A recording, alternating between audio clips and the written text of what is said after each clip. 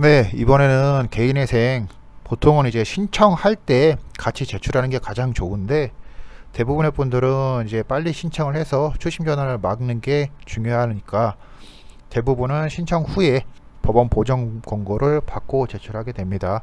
물론 좀 까다로운 법률사무소라든가 아니면은 좀 이제 FM적으로 일 처리를 하는 데 같은 경우는 신청이 좀 늦더라도 무조건 가족을 하고 해서 처음부터 제출을 많이 하죠.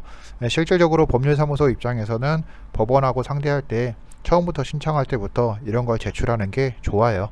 나중에 법원 보정 권고 받고 뭐 제출하니 여전히 하면은 또 그건 그거대로 골치가 아프니까 일단은 양식 같은 경우는 솔직히 대부분의 법원들은 다 자율입니다. 이제 검토하는 회생위원이 알 수 있도록 명확하게 정리하고 증빙자료만 첨부하면 되는 거고, 일부 법원 같은 경우는 정리하는 양식이 따로 정해져 있습니다. 요거 같은 경우는 지금 대전지방법원에서 정해지는 양식인데 이거 위주로 일단 설명을 드릴게요. 따로 뭐 굳이 설명이 필요 없습니다. 설명이 필요 없는데도 불구하고 글로도 설명을 했는데도 불구하고 잘 모르시거나 아예 못하시는 분들이 있어서 저희가 영상으로 설명을 한번 더 드리는 거고요. 간단합니다. 표 나와 있는 것처럼 날짜 적으시고 대출받은 금액, 대출금 입금된 채권사, 그리고 이 전체적인 내용이 움직인 통장에 대한 은행과 계좌, 그리고 채권사 이름 다시 한번 적으시면 되는 거고요. 이거 같은 경우는 그냥 최근 대출금을 갖다가 전부 다 같이 그냥 정리를 해버렸어요. 통상적인 경우라면은 처음에 얼마가 어디에서 입금됐다라는 게 기재가 되겠죠. 그리고 이거를 밑받침할 수 있는 통장 기록이 필요합니다. 보통 이제 엑셀 파일로 제출하는 경우도 있고 은행에서 발급받는 경우도 있는데, 은행에서 발급받은 문서 같은 경우는 회생위원이 딱 봤을 때 알 수 있게 그 부분에다가 체크를 하면 돼요. 2,800만원 표로 정리했죠. 체크돼 있죠. 그리고 2천만원 들어갔죠. 체크돼 있죠. 그리고 뭐 이런 부분들 왜 입금됐는지 하고, 이거 같은 경우는 지금 사용된 금액을 갖다가 대환대출이라서 이쪽에 표기를 해가지고 얼마 입금됐다라고 표기를 한 겁니다. 네, 일반적인 경우라면 이렇게 입금되어 있으면은 카드, 뭐 그냥 단순하게 카드 적으시는 게 아니에요. 어느 카드 나갔다, 그리고 통장에 이렇게 체크, 그리고 카드 나갔다 이렇게 체크하시면 되는 거고, 일반적으로 이 통장 기록도 발급받으실 때 그냥 아무렇게나 발급받으시는데 대부분의 경우 보기 좋은 거는 과거로부터 현재까지, 과거로부터 현재로 받으시는 게 좋아요. 그래야지 처음에 입금된 얼마, 빠져나간 돈 얼마 하는 거지, 이렇게 역순으로 발급받게 되면은 법원에서 볼 때도 귀찮아요. 모니터는 화면을 하나 띄워놓고 이렇게 앞으로 왔다 갔다 하니까 굉장히 귀찮습니다. 가급적이면 통장 기록도 과거에서부터 현재로 하시고, 이렇게 엑셀 파일이면은 알아볼 수 있게 구분해서 뭐 배경에다가 색깔을 지정하던가 하시는 게 좋을 거고요. 아예 처음에 신청할 때부터 이렇게 표로 만드는 거 귀찮다라고 하면은 이렇게 통장 기록에다가 따로 내가 들어온 내역하고 빠져나가는 내역에다가 이 옆에 비고란이라고 해가지고 만드시고 기재를 하세요.